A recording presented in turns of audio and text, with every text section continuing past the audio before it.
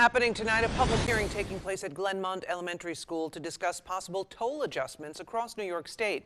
This comes after the New York State Thruway Authority Board of Directors began the toll adjustment process in December of 2022. No changes to tolls will happen this year, but they could happen next year, 2024.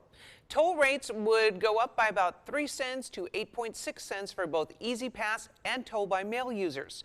Tonight's meeting was for the Thruway Interim Executive Director to hear public comment and report back on it. The proposed rate increase is 5% in January of 2024, and then another 5% in January of 2027.